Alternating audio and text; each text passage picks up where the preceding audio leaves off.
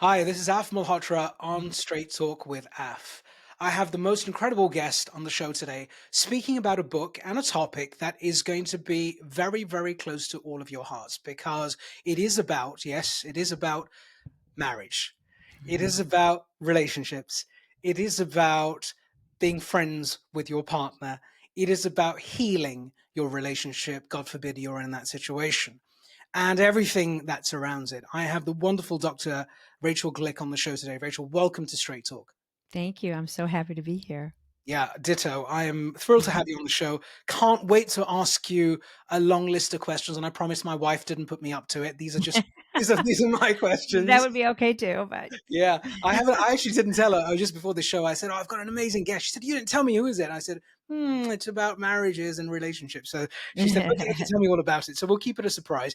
And I have a huge community of happily married people, hopefully, or most of them, who would love to listen to your wisdom because they want to be even happier, and Mhm. those who are not so happy want to figure out what to do about their relationship. So it is a fun topic, and it's also utterly serious because, as you Mhm. probably know better than I do, that it could be a car crash for many people, Mhm. and it could be a traumatic event if it doesn't go the way it needs to go. If not for a moment, but then actually for a lot of people for the rest of their lives if they're not out of that relationship. So we know all about the dark side of this as well. So you have written a wonderful book which is about healing relationships. It's called A Soulful Marriage, which is obviously available on Amazon and all the other good online bookstores. And I guess the subtitle of the book, excuse me, or subheading is Healing Your Relationship with Responsibility, Growth, Priority, and Purpose. And the good news is the book just came out in February 2025. So it's hot off the press. All of the knowledge and insights Mhm. are new, and I think they are a culmination of your personal life experience as much as your study and your investigation into this very important topic. So, without further ado, please tell us firstly, we always like to start with a personal story. So, tell us a little bit about what got you to this point. Why did you decide to write this book, and why now? Well, I think in the more current time of my life, being a marriage counselor and having gone through so much in my own marriage to reach where we are today, we've been married 36 years. Session after session, I literally was ridden with pain, to be honest, that it's just ended with just this session and just these two people in terms of what just happened. The powerful, creative, miraculous sometimes shifts that I'm watching unfold before my eyes, and really the yearning for more people to have access to it is what ultimately drove me over my comfort zone to actually write the book. Yeah, it's incredible, and I think 36 years is a healthy innings, I would say. So congratulations, Thank you. and you have a family too. Do you have kids? Yes, two adult children, and they're both married, and we have a grandson. Oh, lovely! Yes, Congratulations. thank you. That's incredible. This concept of a marriage. Let me start with something a little bit more provocative, and then Hmm. we'll meander, go back and forth. This concept of marriage, there it seems like there are two schools of thought. There's one group of us that believes that it's an extremely important and powerful thing for human development to be in a permanent relationship with a person and enjoy all of the fruits of that labor and what comes with it. The love, the intimacy. If you have a family at some point, then the family, the shared joys, even the shared traumas, and so on and so forth. That companionship is so terribly important. And then we look at the next few generations to come, and the social media revolution and the AI world that we live in, that I'm sure you're aware of, and younger folk, Gen Zs or even Gen Alphas. My kids are 6 and 4; they're a long way off from a Hmm. relationship and marriage. Hmm. But I'd like to start with that, if I may, and do it a little bit differently rather than jumping into the book, to really ask you, you know, this concept of marriage, I'm a fan of it, of course, and I think you are. But there are a lot of people who'd say, "Hey, Rachel, I think this is super old school, and times have changed, and we don't do it like that anymore. We actually have a multi-companion arrangement, and I have two partners or three. One is the more permanent, the others are pretty much part time, and everyone seems to feel like that's the way to go. And I like choice and optionality. Why don't we first start with those folk? And how would you react to someone who says that to you? Well, the first thing is I would never judge, if that's each person needs to find their own path. But I personally find that that is uh, creates a limited life.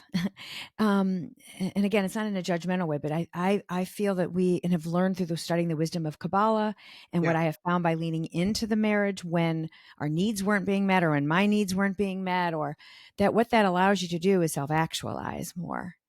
And it's the view of marriage isn't, in my perspective, as a soulful marriage is beyond just your need satisfaction or the passion or the happiness or the joy you're seeking. It's actually a sanctuary in which you can create the best version of yourself in it. Mm. And so that's why I say it's limited, because when you don't commit to one person, then the human ego has more of a escape route in a sense. And it's difficult to be up against the vulnerability, the lack of fulfillment, whatever one is facing in the relationship, to lean into it and use it for the sake of growth, which is the second pillar in the book. Is we use our friction or our not getting our needs met as kind of fodder for growth individually and closer together. So I'm all about growth. I let people know when they come to my practice or talk to them, like I'm always looking for the growth, because that's really the gift, is the taste of transformation is the most fulfilling part. Yeah, let's go to. So we'll stay with the same context. Let's go to the pillars, because I think that you touched on them. So, you to remind the audience: responsibility, growth, priority, and purpose.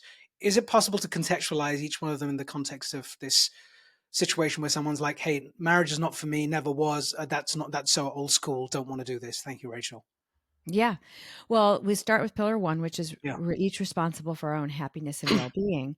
yeah, And often in a relationship, when we're not feeling that we're getting everything we want out of it, and it's often a reflection of where we're not fulfilled in ourselves. So that's back to pillar one. Like, where is it that there may be some self love or self awareness, working on self development, some area of character development or healing, or so that would be the place to start, is what is this. And then the second would be the growth. Most yeah, people come to me for therapy when they are struggling in the growth pillar.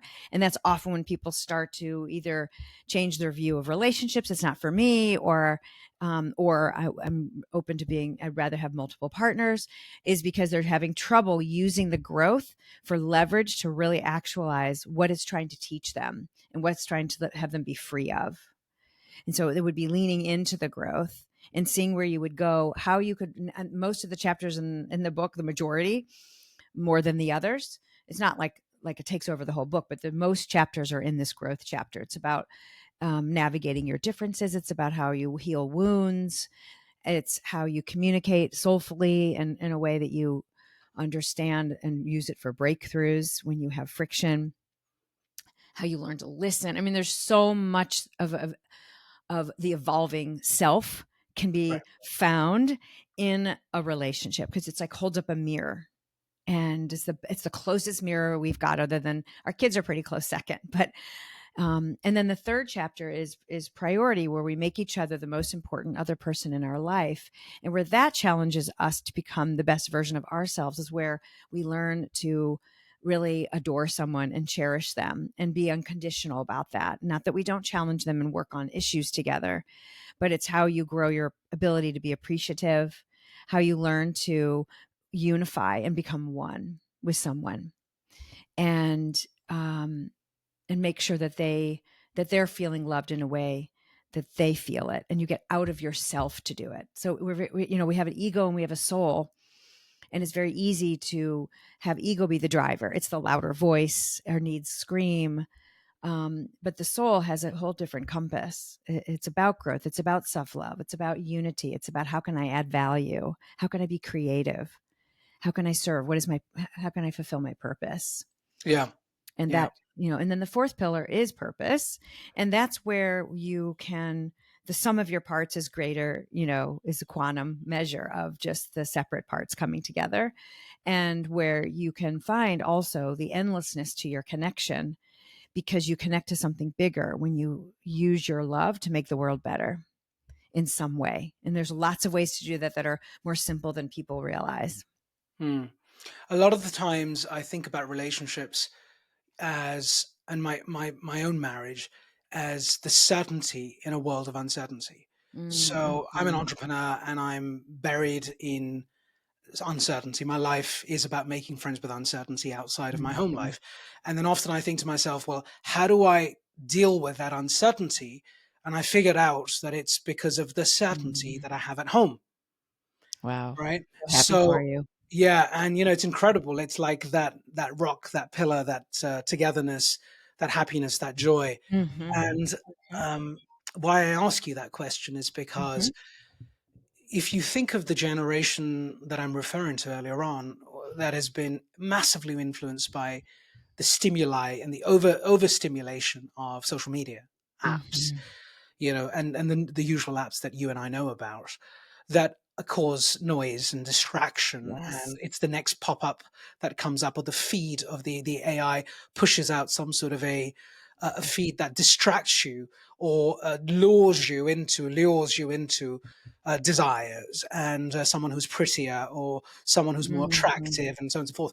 And there is this huge danger, especially the sexualization of any form of content, that I think is one of the biggest draws, I feel, and I'd love your opinion on it. Mm-hmm. Because I think the traditional relationships, I'm calling it traditional, the non-digital relationships, I don't know what else to call it. Non-digital or now traditional, right? Yeah, the non-digital relationships that we had, I certainly had, were built on the I guess the grounding that was, the accidental meetup in a supermarket where you fall in love and then you build a relationship, and lo and behold, you get married one day and the rest is history. Mm-hmm. Versus, of course, God forbid, if there was an app popping up every second day when I had an argument with my partner, and the app said, "Oh, there's a much better alternative Mm-hmm. here," Mm-hmm. or we our physicality changes Yeah, throughout the course of the absolutely. relationship. Sometimes we look extremely attractive to one another, other times not so much. Mm-hmm. And you have to have that level of responsibility and the focus on growth, and a clear sense of priority, that, whatever happens, you're my priority, come rain or shine. And then, of course, that purpose, which goes, it's beyond me. It's larger than Mm-hmm. life. How does one, and I'm sorry I'm laboring this point, but it's like a point that does need to be addressed before we go into the goodness of how we sort of heal. But how does one help the next generation to reconsider their ways, to rethink? What is the magic wand approach you would take? And I'm not saying this is a fix or a solution. Mm-hmm. I'm saying there's an approach, an alternative to the approach that they have today. Well, I mean, the first thing comes to mind is doing everything we can to model what it and share the experience. Like, I really think that's why I wrote the book too. Is I first the title first like 10 years ago, when I started thinking about this, is what I want my kids to know. And so I think, but preaching doesn't go so well, Right. so but I think just being good listeners to the younger generation, and modeling what it is, and teaching these kinds of things. And I think in general, the ultimately, I also have a deep trust in the human being, and that while we're under siege by the temporary fulfillment and the quick fixes of digital life and world, that ultimately we all want meaning and we want connection. And I just am, maybe I'm just a hopeless optimist, but I also trust the process of humanity, that as we're going through this, we might get stolen for a while, but I think it's important to be aware, and to know how strong this opponent is. And it only brings me back to this whole idea that we have two fundamental parts. We have the ego parts and we have the soul parts. And so this is just luring in the ego part that wants the instant gratification, that the dopamine hit. And I think that everything that helps us understand how damaging and how cautious we need to be about how we get sucked into the stimulus, and less into being present and into real time connection. is going to help that cause. And so much of this shows up in the pain because humans still long for connection. And there is an element um, of that unity we can create that I still believe in, that Yeah. I want to keep nurturing and fertilizing. But the problems that I see coming into the office oftentimes is when it's gone so far and they've gone astray and everything is falling apart. And whether it's from porn addiction or whether it's from substance abuse, whether it's from just the neglect of the relationship. So the pain of what happens to your life when the digital world takes over Mm. sometimes is the teacher itself.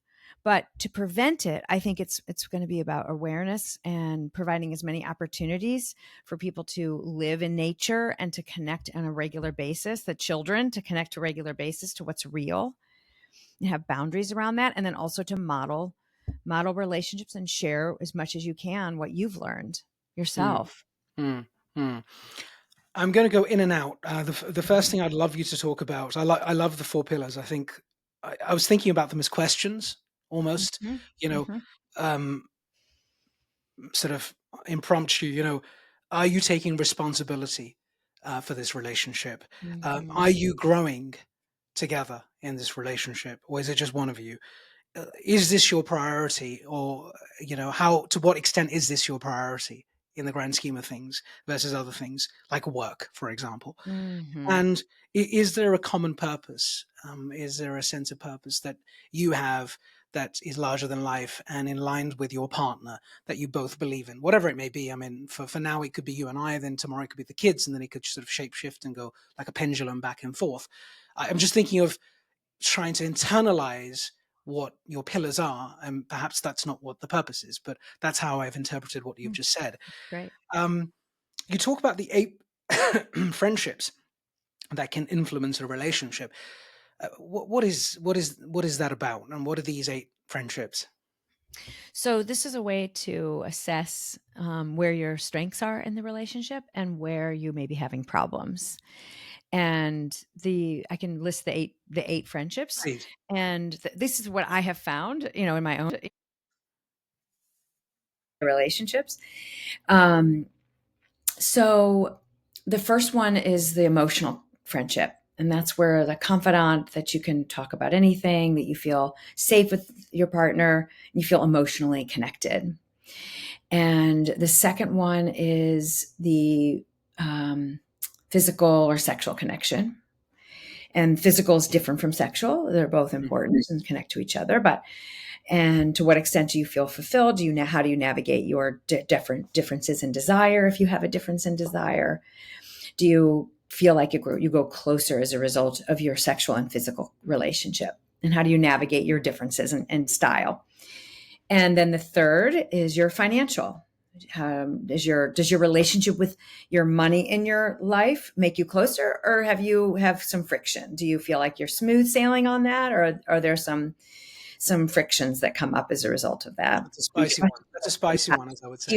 Do you see yourselves as we with your money, or is there I versus yours? There's lots of different things that make it a really healthy, lucrative part of your relationship. And there are things where it can become a huge trauma actually in the relationship. All of these have the capacity for that to go. It's like everything in life. It either can be like a huge everything that can become a huge blessing has the potential for a tremendous amount of pain and negativity for us and for the world. The next one is our domestic friendship.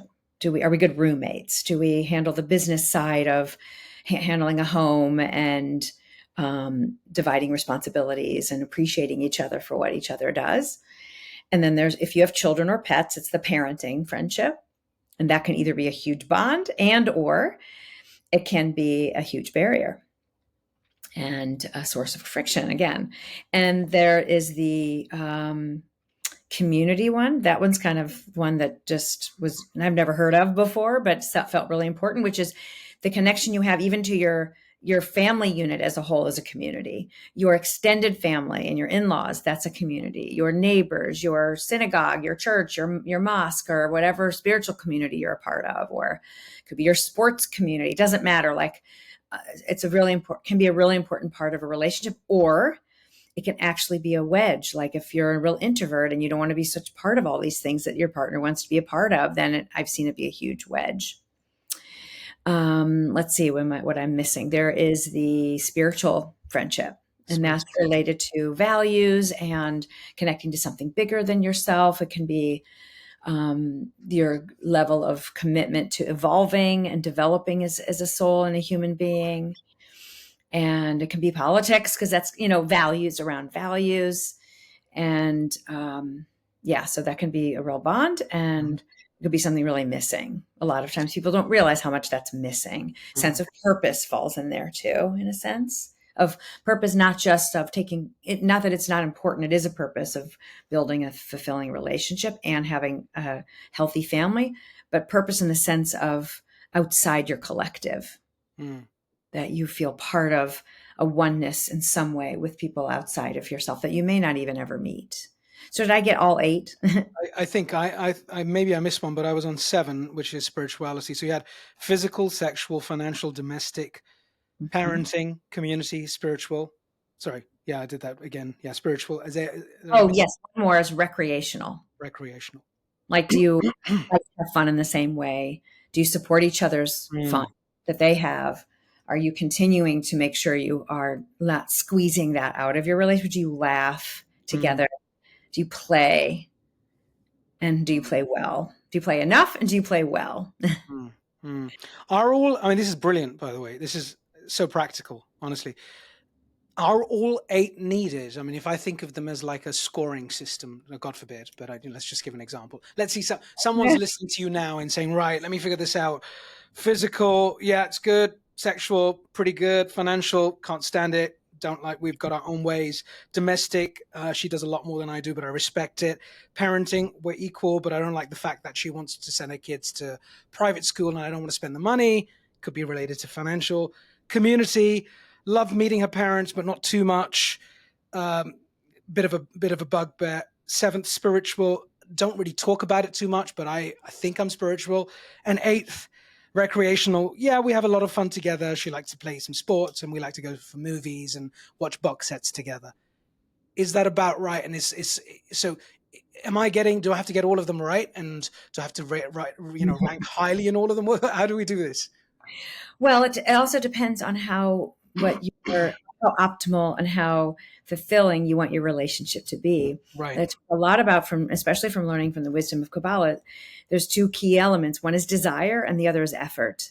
And it's all about how much you desire. And if you picture all those friendships as a wheel, as spokes in a wheel or pie pieces in a wheel or whatever, and if the center of the wheel is the hub, and the hub is desire. So it depends, like desire means, what is your desire for life? What is your desire for growth? What is your desire for your relationship? What is your desire for, growing in your relationship? And so it's all going to depend on how happy you want to be and how much desire you have. But I do find, and then just to finish the wheel, the outside of the wheel, the tire is communication. Yeah. Communication isn't enough to make a good relationship. You can't talk your way into a good relationship. You can be the best communicator and still not be fulfilled. But without it, it's necessary but not sufficient. Without it, you cannot go very far with improving your wheel all around, because it's literally the tire. You can't. It makes you move. It makes you be able to improve. It makes you go places. So, but what I often see is that there are some that are weaker. We're here to grow. So the pillar 2 is so fundamental that the purpose of coming together is to grow.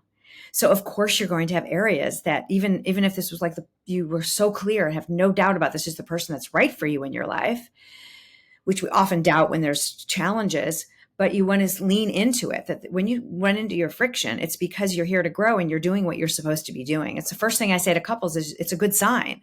It's just that you need to learn how to handle the friction. So if you have areas that are not fulfilling in your wheel, in one of your friendships, then it just means, either it's not that important to you and it's okay. Some stages of life, see this with empty nest women in particular, or those who have been focusing on being caregivers, that if they're focused, they're parenting, they're recreational as a family unit, their community overrides some of the other parts. then when the kids leave home, then they don't feel emotionally connected, or they don't feel spiritually connected, or they don't feel like they really have as much in common anymore, you know. Mm, So that's where it's really important to make sure you don't let one spoke override all the others, and you keep nurturing the whole, all of them. mm, mm. But there are some that definitely compensate for another to a point.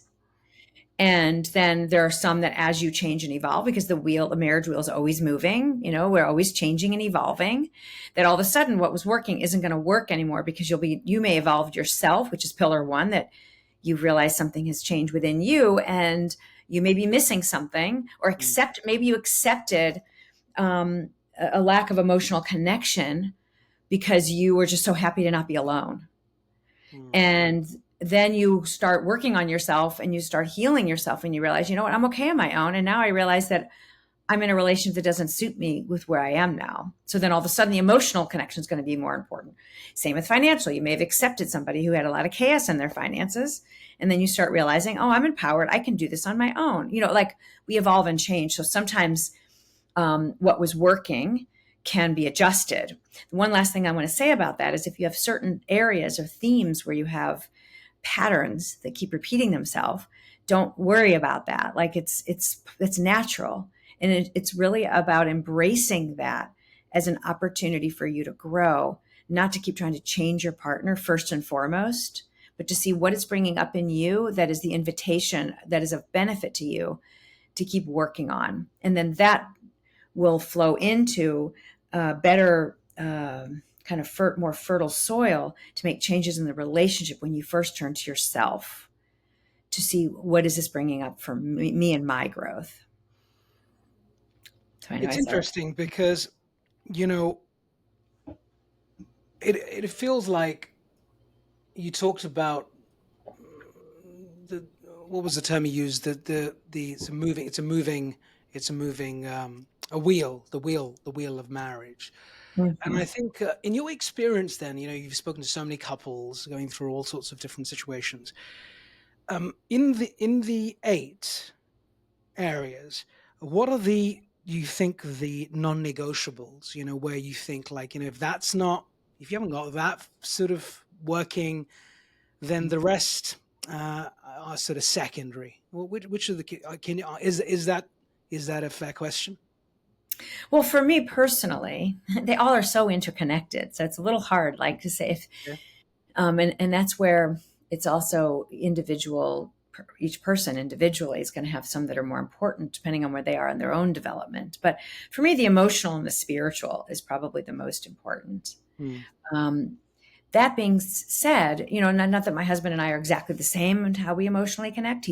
I'm a little bit more focused on my attachment style is a little bit more close and connected, and he's a little bit more of what's called an island, where he likes to kind of sort things out internally a little more. But we still find a lot of common ground and the desire to be close and connected, and that would be really hard for me if he wasn't like that.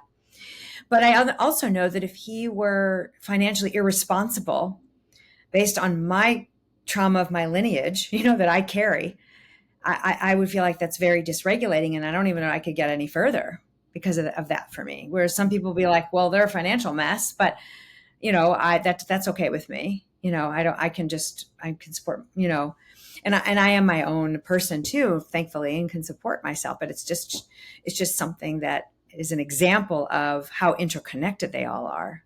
mm, So I don't think there's any one that can override all of the others.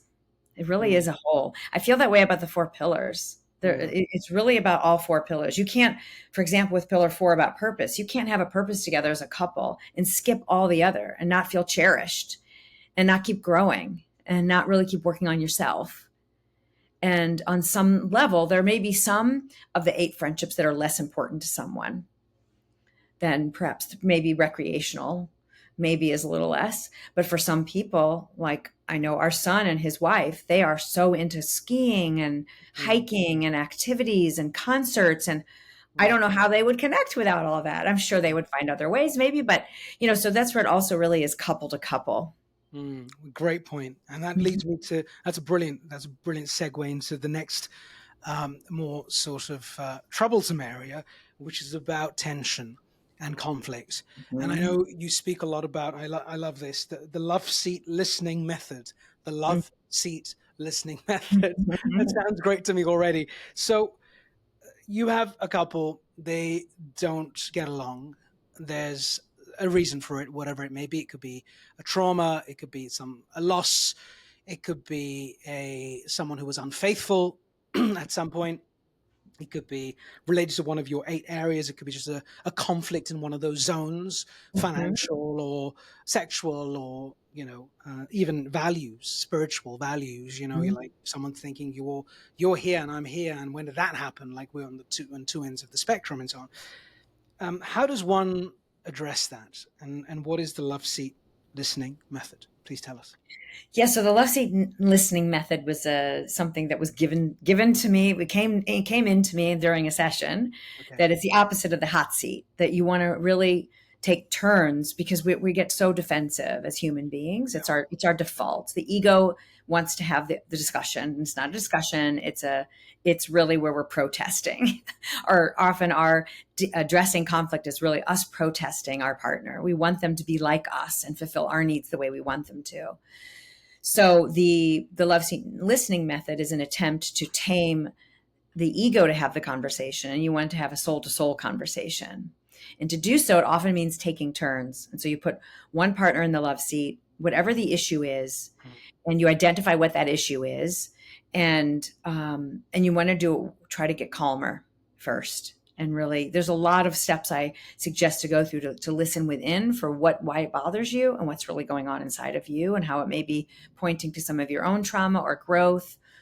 Um, and then by the time you actually go to the love seat listening method, you want to take turns being the speaker and the listener, being in the love seat and being in the listening seat. And when you're in the listening seat, your goal is to make your partner feel safe. And you don't have to agree with them. That's one of the things that we think we have to agree, or we're saying we agree with how they feel and no, we just want to enter into their world. And so when they're in the love seat, you want to reflect back what you just have them share how they feel about the situation, how they perceive the situation. And then you reflect back. So you see it this way. What you're saying is, this is how you feel about it. And then you want to try to validate them. Well, that makes sense. That would be a really hard feeling to have. I know you well enough to know that that's really important to you. And then you watch the nervous system calm down and you see people relax. And then when you switch, and it's not easy to do, don't think you can just do this. Even in my own life, like I teach this on a regular basis and facilitate it, an experience like this. And I have to pull out my sheet when I need to go for a walk before I do it, go take a shower sometimes, wait till Got to 2 a.m. reset. until I'm ready. Yeah.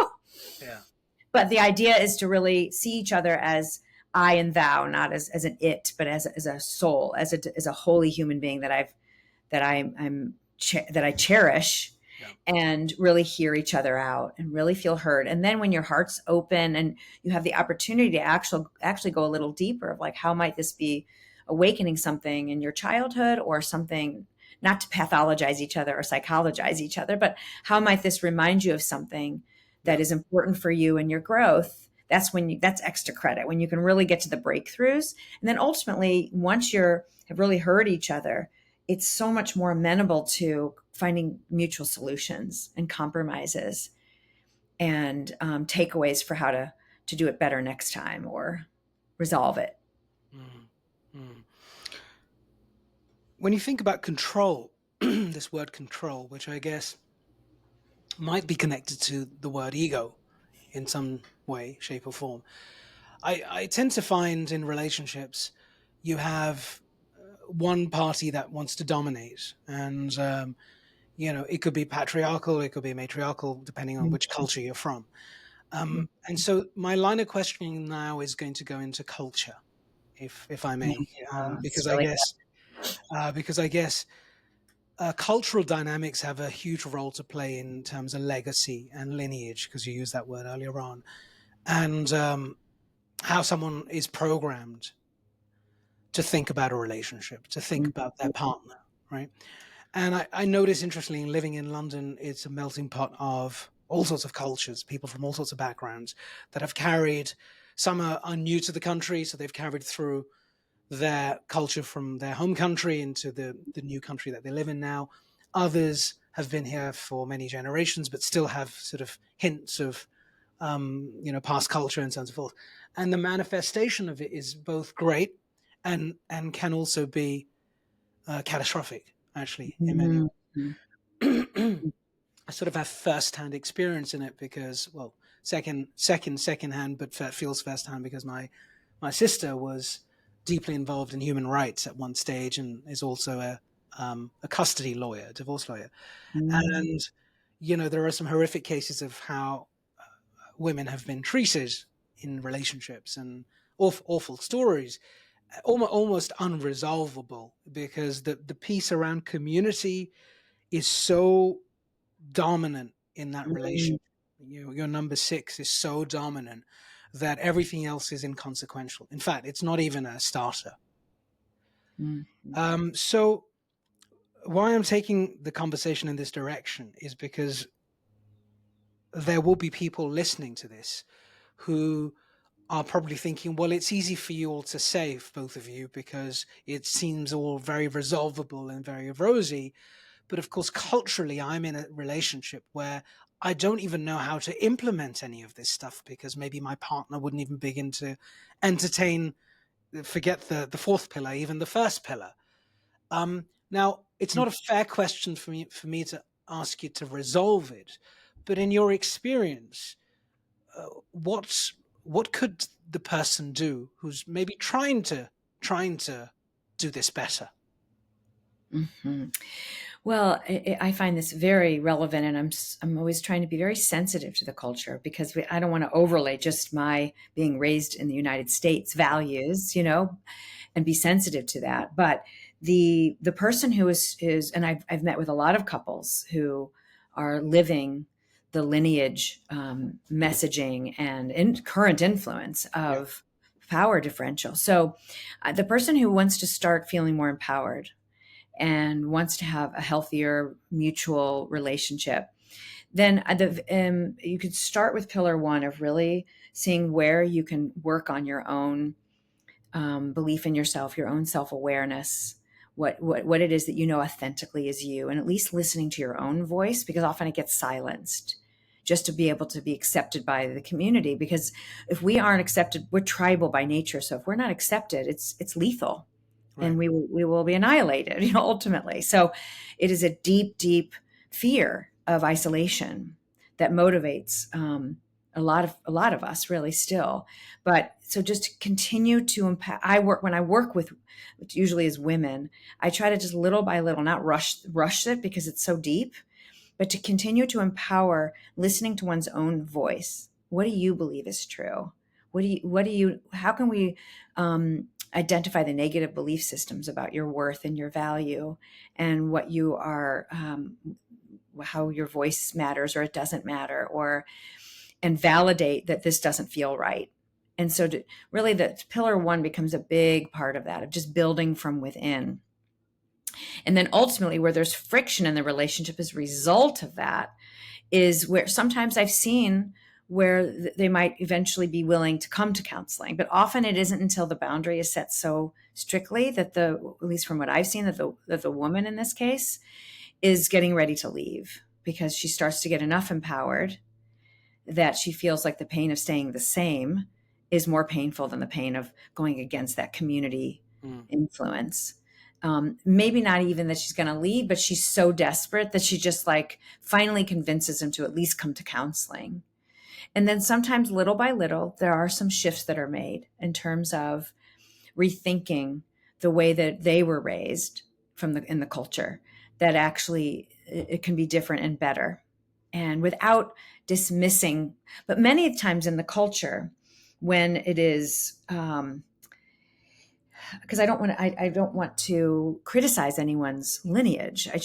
But a lot of times the ones who really struggle are when it wasn't a positive experience. It was very abusive and toxic and belittling, and that is what carries over. So, you can make changes more and feel more emotionally connected when you're at least working with those inner, because we really have an inner child relationship a lot of times, where the broken inner children are trying to have a relationship. Yeah. So it has to be kind of ginger and slow, but but I still do not hold back on my belief system when I meet with couples about this. Mm.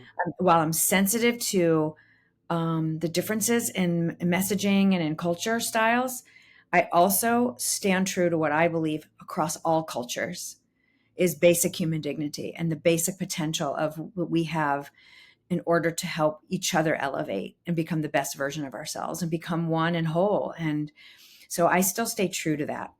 Mm. Can I ask you something about individuality and the journey of the self? I'm going to just sort of focus on men and all my men friends. I'm not having a go at all of you and me, but I think I've noticed in relationships that men tend to have the courage and the confidence to do their own thing more often. Sometimes it's a byproduct of the parenting role or a situation where you have young children and you as a man you tend to go off and play your golf, or you tend to play your tennis, or Mhm. do the thing where I need to go out with the boys, or I've got a dad's night, or whatever it may be. Not saying that women don't do the same, don't get me wrong. There are situations, and I'll give the opposite example as well. There are situations when you often find, certainly as a man, I can say that men don't think too much about the implications of something they do where they might be gone for many, many hours or even days to do something fun, which is recreational, something that they really want to do, like it really matters to me.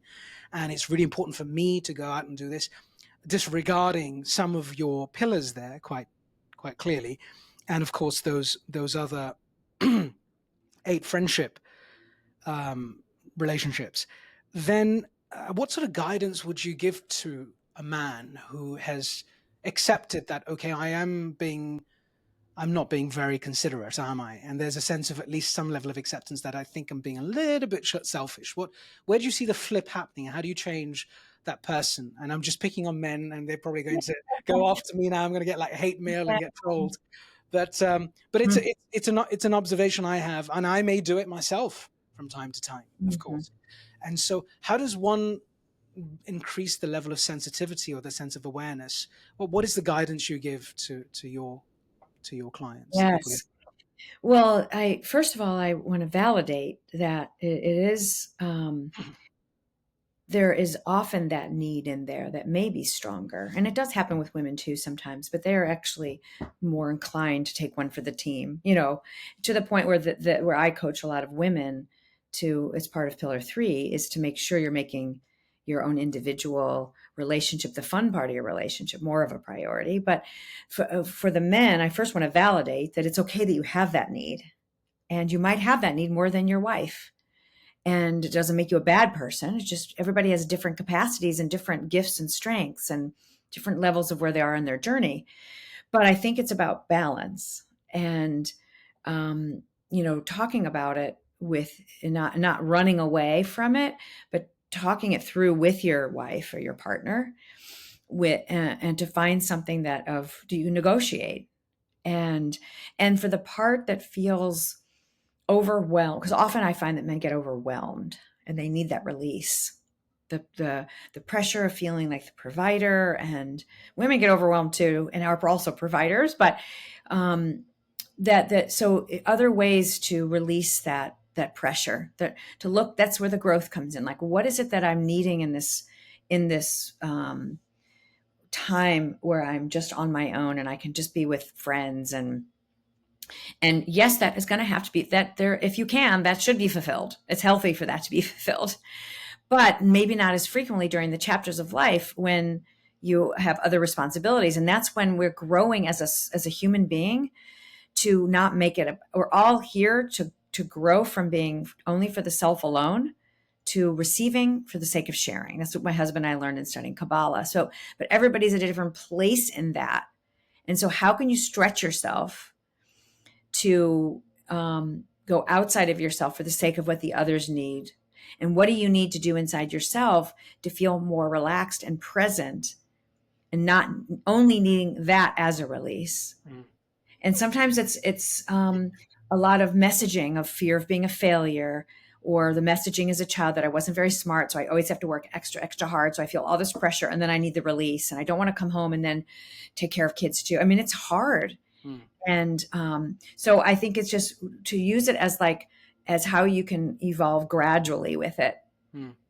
and then find ways to negotiate with your partner so that you get a lot of bang for your buck for when you do have that time. And I think it's also really important that couples have more time like that together, and Right. not just only have it be with somebody else that we let go. Because a lot of times I'm seeing with the moms, I was like this until I learned this, and I still work on it, is that I was always home was always about serious and taking care of the kids and what needs to be done. And it was so kid centered, child centered, that there wasn't enough fun. So then I also was making the system cattywonk, because if my husband isn't having fun with me, he's going to want to have fun. You know, he needs that maybe a little more than I do, but it's good for me to let go and let myself have more fun.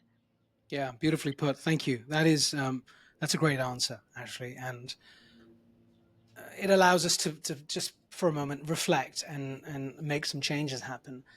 Yeah. The There's one last thing I want to say Yeah, about it. please, please. Often when children are not played with is when they grow up, they don't know how to play in their family.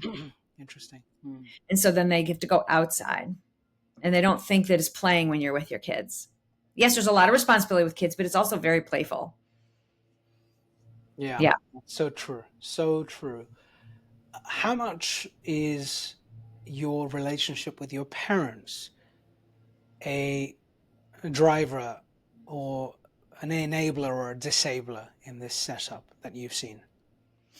Specifically regarding Just when you have a relationship that you believe needs healing or needs to be recalibrated, what the root causes I'm thinking about.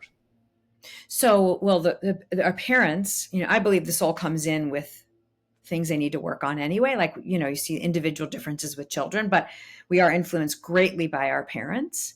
And so we bring that to our relationship. The messages we got, what we modeled and we watched is a huge factor. Like even recently, my husband and I had a really good growth weekend of, struggling with something with domestic sharing, because we're evolving as a couple as times are changing, where I am wanting more of his domestic and interaction, involvement. And he finally was like realizing, I just didn't watch my father do this. Right. So it's just, it's not in his natural schema. Mm. So that's also where parents, what we modeled. And like sometimes we go the opposite. They modeled something we don't ever want to do. And we go too extreme the other way, but so our parents, have a huge influence on our relationship. And sometimes parents have too much involvement in the current relationship. There really needs to be, and that's where I also work with a lot of estrangements, unfortunately, but I'm happy to help any way I can with adult child parent estrangements. And many times it's the parent over involvement, or not really knowing how to navigate that and navigate that transition. And in today's society, there's been seismic shifts in boundaries and mental health and chosen versus given family. And so, parents have to be much more, are really being challenged more also so that's also an influence on the relationship, is how, you would just accept a difficult mother-in-law back in the day, but now people are cutting them out. Yeah. Yeah, you hit the nail on the head. I can talk to you for hours, of course, and I'm conscious of time. But just the last few things. What in the book do you believe, outside of what we've discussed, is really salient, really important in your? I mean, everything's important in the book, but Mhm. is any particular part of this book, as you reflect on it, and you do these interviews and people ask you questions, and I often find questions on these podcasts are brilliant, because it makes you answer questions and then think about another aspect of your life or your work that Mhm. perhaps is your next book. Who knows?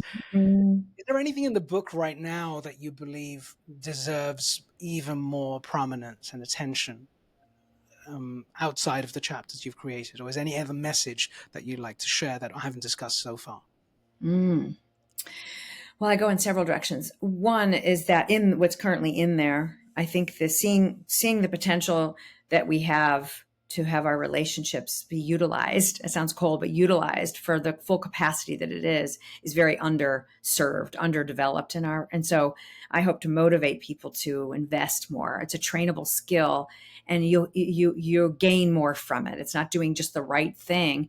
Actually, is out of self love for you to have more out of life and to really see your challenges as gifts, Right. as painful as they may be.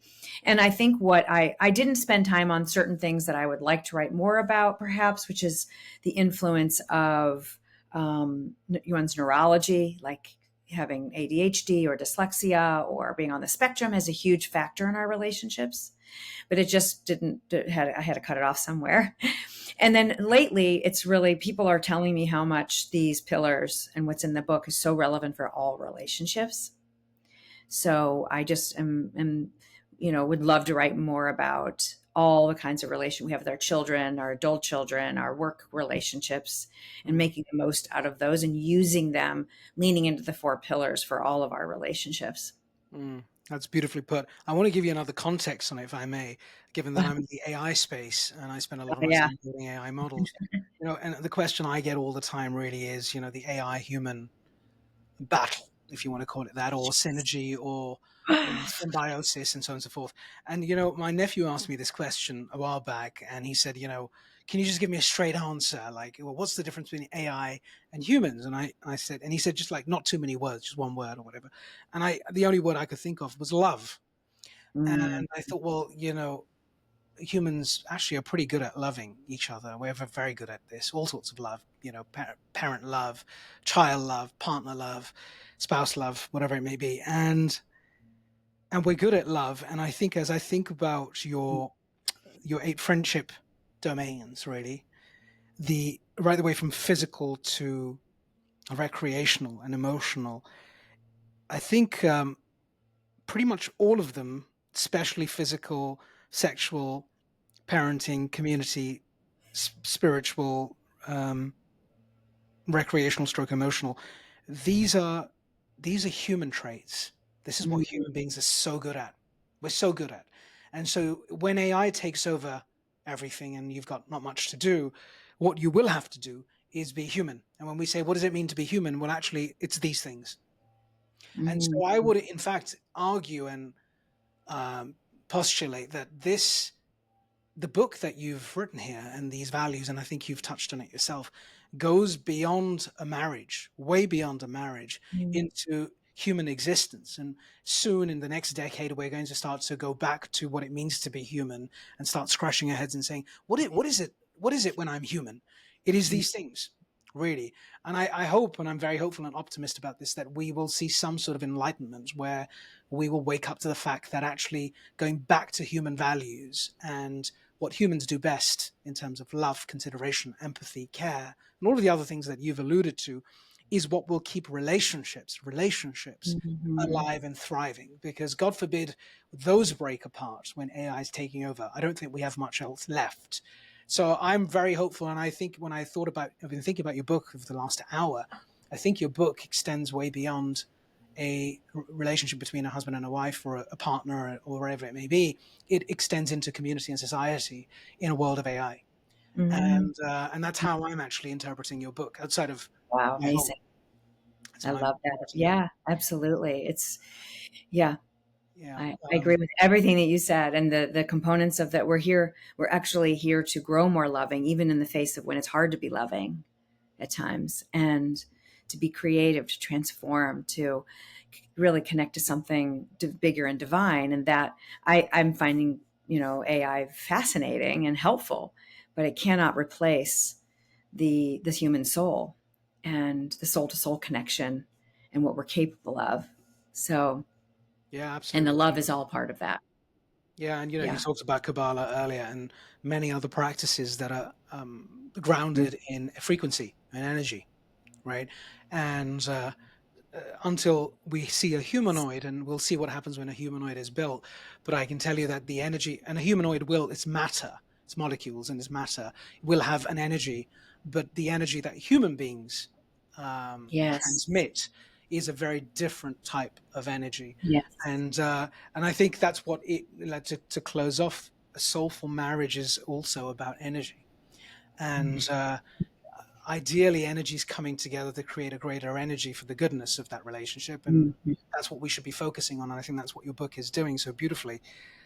As you think about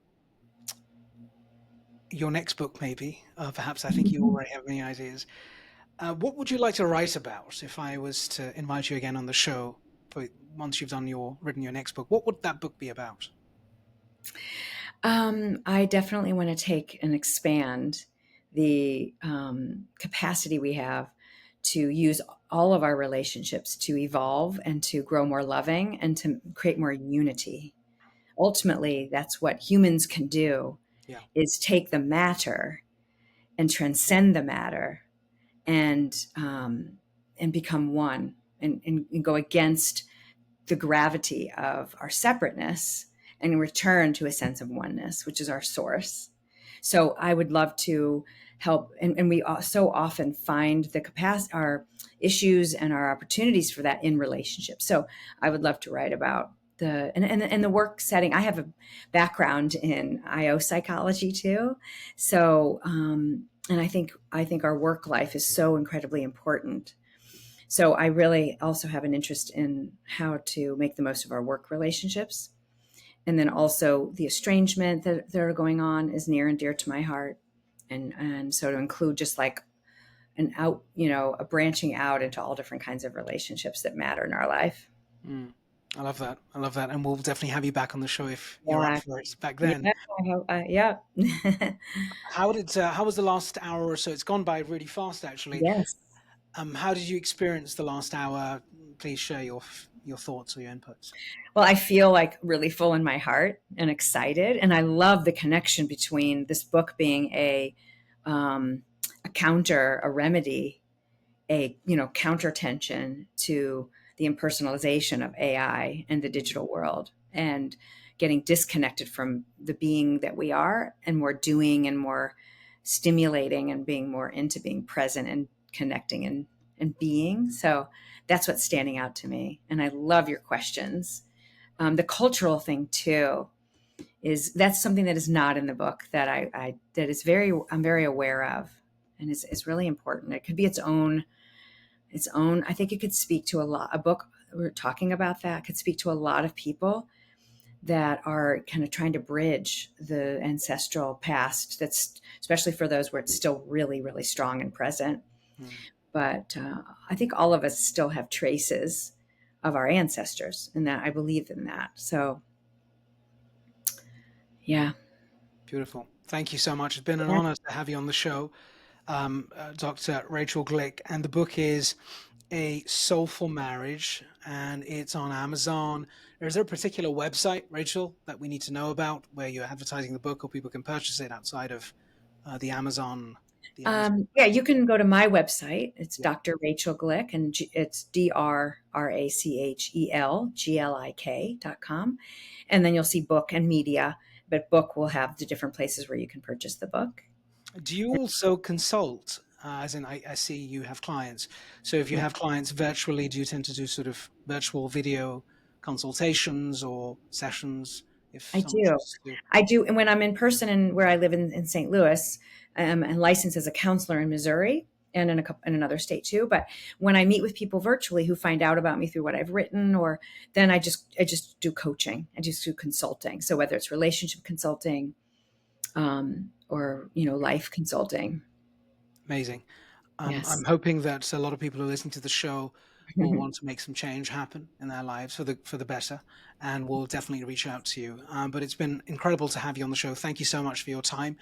I wish you all the best. Please keep channeling your energy into all these good causes, and I can't wait for your next book. And I have a few ideas for your next book as well, of course, which I'm going to throw at you anyway, whether you like them. I'll drop you an email. Please do. But Please do. what a pleasure. Thank you, Rachel. Look I after yourself, and you. God bless. You too. All the best to you and your family. Thank you. Thank you, everyone on the show. Please click on the bottom right there and get the notification set up so you know when the next episode's coming through. Af Malhotra on Straight Talk with Af. Be well, and God bless.